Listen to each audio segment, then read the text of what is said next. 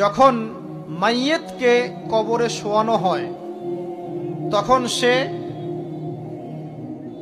তাকে দাফন করে যাওয়া ব্যক্তিদের হাঁটার খসখস আওয়াজ শুনতে পায়। এরপরে তাকে যখন শুইয়ে দেওয়া হয়, সে যদি মুমিন ব্যক্তি হয় তাহলে তার মাথার দিকে তার সলাত এসে দাঁড়িয়ে যায়। দুনিয়াতে আপনি যে নামাজগুলো পড়েছেন, আমি যে নামাজগুলো পড়ছি, এগুলো মাথার দিকে দাঁড়িয়ে যায়। ডান দিকে চলে আসে তার সওম মানে কি রোজা, বাম দিকে চলে আসে যাকাত, তারপরে পায়ের দিকে চলে আসবে তার আত্মীয়তার সম্পর্ক রক্ষার ইবাদত, তার এই যে অন্যান্য দান সদকা, তার নফল আমল, তার তাসবিহ তাহলিল, তার কোরআন তেলাওয়াত ইত্যাদি পায়ের দিকে চলে আসবে। এখানে একটা হাদিস এসেছে, সূরাতুল মুলক যে ব্যক্তি রাতের বেলা তেলাওয়াত করবে, কোন সূরা ভাই? তাবারাকাল্লাযী বিয়াদিহিল মুলক ওয়া হুয়া আলা কুল্লি শাইইন কাদির। এই সূরা যে ব্যক্তি রাতের বেলা করে তেলাওয়াত করবে, ইনশাআল্লাহ সূরা মুলকও কবরে তার সাথে থাকবে এবং কবর আযাব থেকে সূরা মুলক তাকে বাঁচাবে ইনশাআল্লাহ। আমি বুঝাচ্ছি যে কি অবস্থাটা হবে। এবার দুজন ফেরেশতা মাথার দিক থেকে আসবেন, আসতে চাইবেন, সালাত বলবে এখান দিয়ে আসা যাবে না, এদিক দিয়ে আসা যাবে না। ডান দিক দিয়ে আসতে চাইবেন, এদিক দিয়ে আসা যাবে না। বাম দিক দিয়ে আসতে চাইবেন, যাকাত বলবে এদিক দিয়ে আসা যাবে না। পায়ের দিক দিয়ে আসতে চাইবেন, আমলগুলো বলবে এদিক দিয়ে আসা যাবে না। তখন যাই হোক তারা আসবেন। এটা কথা কি? এটা কথাটা হচ্ছে যে সলাতের গুরুত্ব, মানে সে সলাত আদায় করেছে, সে আমার হক আদায় করেছে, আমি তার পক্ষে আছি, এটা পক্ষে বোঝাচ্ছে। রোজা বলবে আমি ওর পক্ষে আছি, তাকে আপনি কোনো শাস্তি দিবেন না, আমি তার পক্ষে আছি। আপনারা দুজন তাকে শাস্তি দিবেন না, আমি যাকাত তার পক্ষে আছি, এটা পক্ষে থাকার কথা। তারপরেও তারা আসবেন, চোখগুলো হবে নীল এবং কালো বর্ণ, নীলাপ চোখের কালো। মুনকার নাকি উঠে বসিয়ে দেওয়া হবে। এবার তিনটা প্রশ্ন। প্রথমে প্রশ্ন হচ্ছে কি, মান রব্বুক, তোমার রবকে? তখন মুমিন বান্দা বুক ফুলিয়ে বলবে রব্বি আল্লাহ, আমার রবকে আল্লাহ। পৃথিবীতে যে ব্যক্তি আল্লাহর সাথে শিরিক করে নাই, আল্লাহ তাওহীদের উপর থেকেছে এবং তার উপরে মৃত্যুবরণ করেছে, ইনশাআল্লাহ সে ব্যক্তি এর উত্তর নির্দ্বিধায় দিতে পারবে ইনশাআল্লাহ। আর দুনিয়াতে যে বা যারাই আল্লাহর সাথে শিরিক করবে, আল্লাহর সাথে শিরকের পাপে লিপ্ত হবে, ওই অবস্থায় মারা যাবে, তাওহীদের উপর থাকবে না, কোশ্চিন কালেও মান রব্বুক উত্তর দিতে পারবে না।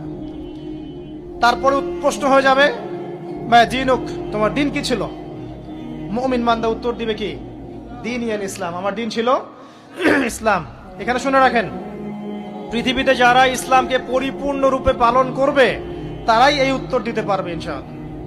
যারা ইসলামকে ঠাট্টা বিদ্রুপের হাসি তামাশার পাত্র বানিয়েছে, মন চাইলে কিছু করি, মন চাইলে কিছু করি না, সহজগুলো একটু আমল করি, বাকি কিছুর আমল ধারি না, হ্যাঁ, নামাজ পড়ি, সুদ ছাড়তে পারি না, ঠিক আছে, বছর বছর ওমরা করি, এদিকে ঘুষ দুর্নীতি ছাড়তে পারি না, ইসলামকে ঠাট্টা তামাশার পাত্র বানিয়েছে, এরা কোশ্চিন কালে উত্তর দিতে পারবে না মা দীনুক, দিনে পরিপূর্ণরূপে ইসলামে প্রবেশ করতে বলেছেন আল্লাহ রাব্বুল আলামিন। যারা পরিপূর্ণরূপে ইসলামে প্রবেশ করবে এবং ইসলামের প্রতিটা মৌলিক বিধান মেনে চলবে, ইনশাআল্লাহ তারা এর উত্তর দিতে পারবে। এরপরে আসবে তৃতীয় প্রশ্ন, নবী সাল্লাল্লাহু আলাইহি ওয়াসাল্লামকে দেখানো হবে।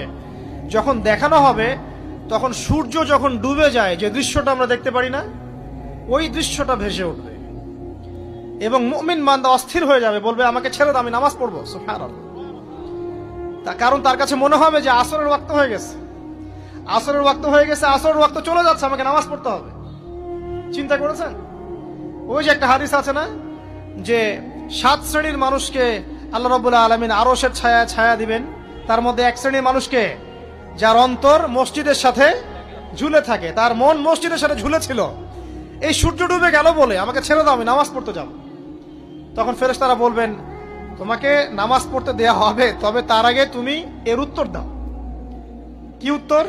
এই ব্যক্তির দিকে তাকাও। তখন নবী সাল্লাল্লাহু আলাইহি ওয়াসাল্লামকে দেখানো হবে, সাল্লাল্লাহু আলাইহি ওয়াসাল্লাম দরুদ পড়বেন, বলা হবে যে এই ব্যক্তির সম্পর্কে তোমার কি ধারণা? মান হাযা রাজুলু বুইসা ফীকুম, এই ব্যক্তি কে, যাকে তোমাদের কাছে পাঠানো হয়েছিল?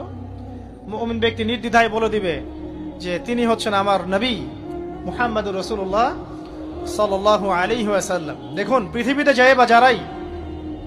যে বা যারাই নবী সাল্লাল্লাহু আলাইহি ওয়াসাল্লামের সুন্নতের উপর আমল করবে, ইনশাআল্লাহ সে তার উত্তর দিতে পারবে। দুনিয়াতে যারা নবীর সুন্নতের 5 পয়সা পরোয়া করছে না, তার আদর্শের 5 পয়সা দাম দিচ্ছে না, তারা কোশ্চিনকালে উত্তর দিতে পারবে না।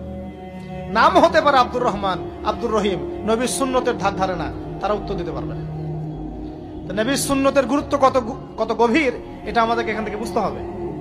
তাই প্রিয় যুবক ভাইরা, মুসলিম ভাইরা, আমাদের জীবনটাকে নবীর আদর্শ এবং সুন্নতে ঢেলে সাজাতে হবে। সকাল থেকে সন্ধ্যা পর্যন্ত প্রতিটা কাজ করবো কার তরিকায়? রাসূলের তরিকায়। নামাজ পড়বো তার তরিকায়, রোজা, সিয়াম, হজ, জাকাত, আমল, মুআমালাত, আখলাক সব কার তরিকায়? নবী সাল্লাল্লাহু আলাইহি ওয়াসাল্লামের তরিকা অনুযায়ী ইনশাআল্লাহ। আল্লাহ পাক তৌফিক এনায়েত করুন, আমিন। এবার ফেরেশতা দুজন জিজ্ঞাসা করবেন অবাক হয়ে যে তুমি কিভাবে এটা জানলে, তুমি কিভাবে এই 3টা প্রশ্নের উত্তর দিতে পারলে? কারণ বেশিরভাগ মানুষ তো উত্তর দিতে পারবে না, বেশিরভাগ মানুষই এই উত্তর দিতে পারবে না। কারণ কিয়ামতের মাঠে 1999 জন মানুষ জাহান্নামে যাবে, নাউজুবিল্লাহ। তো এটা কঠিন পরীক্ষা। আল্লাহ রাসূল সাল্লাল্লাহু আলাইহি ওয়াসাল্লাম বলেছেন যে নিশ্চয়ই তোমাদেরকে এখানে পরীক্ষায় ফেলা হবে, আর তোমরা যদি এই পরীক্ষা জেনে তোমাদের মৃতদেরকে দাফন করা থেকে বিরত না থাকতে, তাহলে আমি তোমাদেরকে শুনিয়ে দিতাম কবরে কেমন পরীক্ষা হয়। মানে যদি আমরা শুনতে পারতাম যে কবরে কেমন পরীক্ষা হয়, আমরা ভয়ে আমাদের মৃতদেরকে দাফন পর্যন্ত করতাম না। এটা নবীজি বলছেন সাল্লাল্লাহু আলাইহি ওয়াসাল্লাম। তাকে জিজ্ঞাসা করা হবে যে তুমি কিভাবে জানলে এটা? বেশিরভাগ মানুষ তো পারে না উত্তর দিতে। তখন সেই ব্যক্তি বলে বসবে, সেই ব্যক্তি বলবে যে করাতু কিতাব আল্লাহ, আমি আল্লাহর কিতাব এই কোরআন পড়েছি। মুমিন বলবে আমি আল্লাহর কোরআন পড়েছি, ফাআমানতু বিহি, আমি এর উপর ঈমান এনেছিলাম, ওয়া সাদ্দাকতু, এবং সত্যায়ন করেছিলাম। সুবহানাল্লাহ। অতএব দুনিয়াতে যারা দ্বীনের জ্ঞান অর্জন করছে না, কোরআন পড়ছে না, হাদিস পড়ছে না, পড়াশোনার চেষ্টা করছে না, জানার চেষ্টা করছে না, কবরে পাওয়া ডিফিকাল্ট আছে। এটা একটা অন্যতম প্রশ্ন। আমরা কিন্তু মনে করি 3টা প্রশ্ন হচ্ছে, আসলে প্রশ্ন হচ্ছে কয়টা? 4টা। 3টার পরে আরো একটা এক্সট্রা। কিভাবে জানলে? তখন উত্তর দিচ্ছে আমি আল্লাহর কিতাব পড়েছি, ঈমান এনেছি, সত্যায়ন করেছি। সুবহানাল্লাহ।